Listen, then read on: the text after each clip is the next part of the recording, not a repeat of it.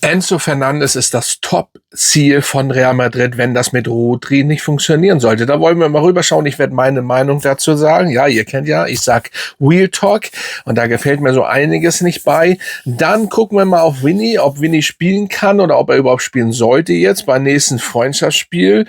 Und ja, Deutschland hat auch mal wieder gespielt und wir haben mehrere Themen, sagen wir mal. Und Valverde hat getroffen und hat Uruguay gerettet. Ja, da wollen wir rüberschauen. Mein Name ist Dennis Hala Madrid. Schön, dass ihr wieder dabei seid und nicht vergessen, diesen Kanal zu abonnieren, damit wir größer werden, Freunde. Und ihr könnt inzwischen auch Mitglied werden, wenn ihr Bock habt.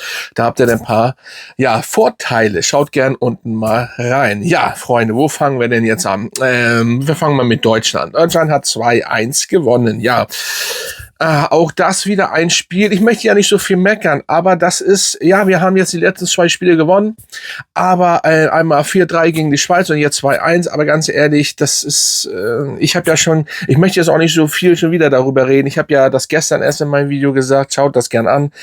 Das ist zu wenig. Ganz ehrlich, ich will jetzt die Gegner nicht schwach machen, aber wenn da Frankreich nachher kommt, Spanien, Brasilien, Argentinien, Portugal, ich meine, ja, wir haben gewonnen, aber das sind auch nicht wirklich Gegner. Und wenn wir da auch schon nicht, sage ich mal, konsequent und richtig das Ding durchziehen, 3 Gegentore zum Beispiel gegen Schweiz bekommen, dann frage ich mich, wie soll das gegen andere Mannschaften werden? Ja, das ist vielleicht wieder Meckern, das ist auch vielleicht typisch deutsch. Ich bin sonst nicht so einer, der, ich sag ja mal, also typisch Deutsche sind nur an Meckern, aber es geht ja hier um die Weltmeisterschaft und Fußball und da muss man ein bisschen ja, weitersehen, aber wenn man auch so viel wechselt, dies und ich finde, da ist alles keine Struktur wirklich drin, aber das ist nur meine Meinung. Da könnt ihr natürlich was unterschreiben. Wir haben gewonnen, okay, aber spektakulär. Es geht jetzt nicht um Tore, es geht einfach um das Spielerische. Ich finde das einfach, gegen solche Gegner muss das einfach anders sein, meine Meinung. Ja, so, das Thema nochmal ganz kurz zu Vinny. Der war ja angeschlagen im Training bei Brasilien und hat dann nur 10 Minuten mittrainiert. Also ich bin der Meinung, man sollte, sag ich mal, aufpassen und so weiter und so fort bei Vinny, weil ich hoffe, dass sie jetzt ist das Thema, unsere Ärzte und überhaupt richtig darüber schauen, weil es wichtig ist, es ist, was das überhaupt, das ich erwähnen muss, aber es ist schon traurig genug, dass das inzwischen so schlimm ist mit unseren Ärzten und überhaupt, was in Zukunft ist. Ich bete einfach nur, dass er fit ist für den FC Bayern, weil da wird es anstrengend werden. Richtig anstrengend. Das ist eben so. Das sind natürlich noch ein paar Tage, aber man muss aufpassen und so eine Spiele, so eine Freundschaftsspiele und so weiter, die dann stattfinden. Ich halte da immer nicht so viel von. Ich halte so nicht viel von diesen ganzen Nationalmannschaft-Pausenspielen da und bla bla bla. Manchmal ja, aber manchmal ist es auch so unnötig. Also Freundschaftsspiele sind für mich so unnötig. Ne, man kann natürlich sehen, wie das ist, aber ganz ehrlich, die Spieler haben schon genug Probleme und ich rede nicht nur von Real Madrid-Spielern, sondern überhaupt. Und dementsprechend, ja, muss man aufpassen, weil es stehen eben wichtige Spiele vor. Ne, Bayern München in der Champions League Viertelfinale und da sind Freundschaftsspiele total unnötig. Meine Meinung nach, ne? Also ganz ehrlich. Und denn dieses Hin- und Herreisen kommt ja auch noch hinzu. So, und ja, es ist, denke ich mal, sollte man in Zukunft anders machen. Ich finde das ein bisschen unnötig. So, Valverde hat tatsächlich Uruguay in der Nachspielzeit gerettet. Wer denn Fede? Valverde natürlich, die Maschine. Ne, mein Mann, das hört sich auch an, mein Man einfach, das ist, Mann, es läuft im Moment. Ich hoffe, dass es natürlich so weitergeht und natürlich auch gegen den FC Bayern, dass er da, sag ich mal, die Maschine nochmal doppelt den V8 oder vielleicht V12 in dem Moment rausholt. Das wäre natürlich sehr, sehr nice. Ja, das sind eigentlich so diese Nebenthemen. Ich muss mal gucken, ich habe mir das hier aufgeschrieben, bevor ich manchmal was vergesse. Aber ich glaube, das war der hauptsächliche Punkt. Wir können natürlich noch mal ganz kurz erwähnen, dass ja, Real einen Spieler zurückholen möchte. Aber das ist für mich ganz ehrlich jetzt nicht so, dass ich sagen muss, das ist so interessant. Und das wäre Victor Munoz, wenn richtig ausgesprochen. Das ist ein Eigengewächs für 8 Millionen. Links außen, wenn ich mich nicht ganz täusche. Ja, da sage ich noch nicht so viel. Und warum, auch und weshalb, ob er denn spielt und warum zurückholen. Ja, Eigengewächs, klar und gut, ja. Aber ja, das ist jetzt auch nicht für mich so ausschlaggebend ein großes Thema.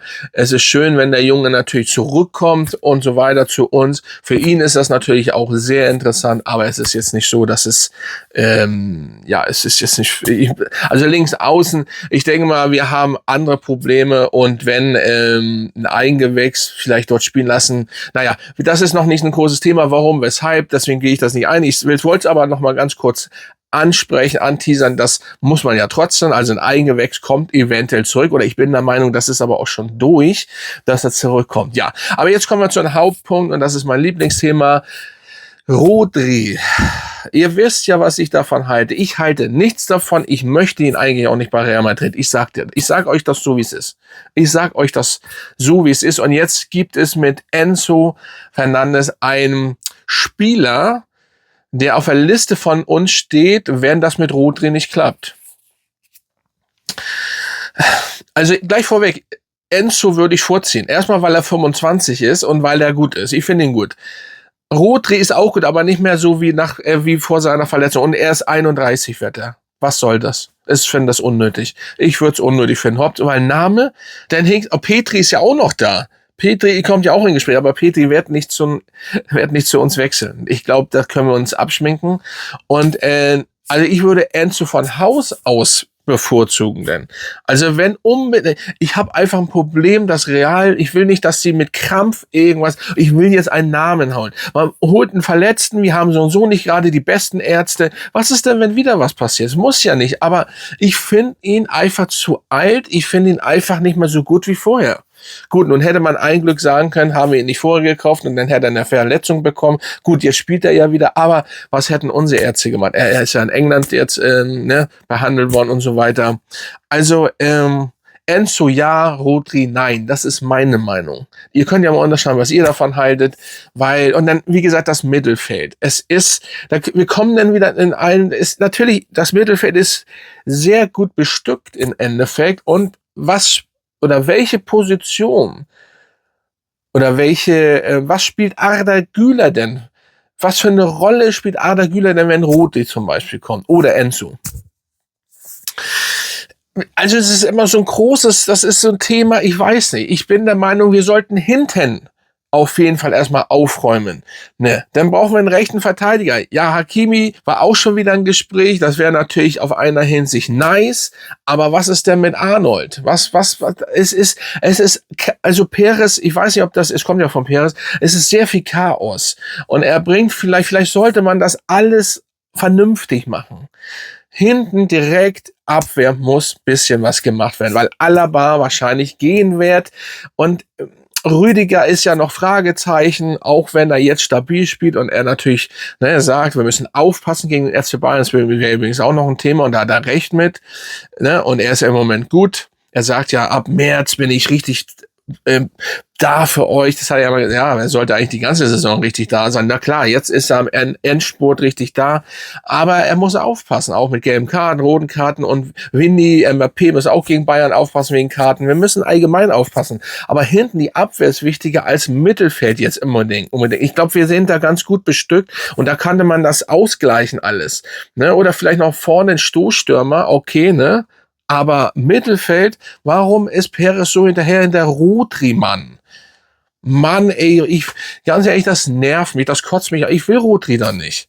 So, ganz ehrlich, sagt er. Viele feiern das vielleicht, aber schreibt mal unter, feiert ihr Rodri, Alter. Schreibt mal unter, Enzo oder schreibt mal unter Enzo oder Rodri. Ich möchte das mal wissen.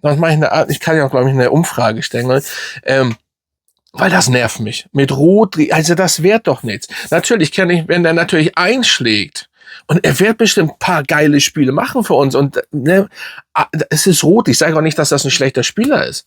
Aber ich weiß nicht. Ich weiß es nicht. Ich habe keine Ahnung. Und ich habe ein ungutes Gefühl. So, und auch für Arda und überhaupt und das, was da alles so. Aber Enzo ist jünger. Enzo ist 25. Und das ist auch ein guter Spieler. Also, Ich bitte euch, das sollen wir auch nicht vergessen. Ja, ihr könnt ja mal unterschauen, was ihr davon haltet. Und dann würde ich sagen, Hala Madrid, das war's dann. Und nicht vergessen, das Video hier zu verlinken und mich zu abonnieren, damit wir hier, das ist ganz wichtig, wir größer werden. So, also Freunde, Hala Madrid und bis zum nächsten Mal.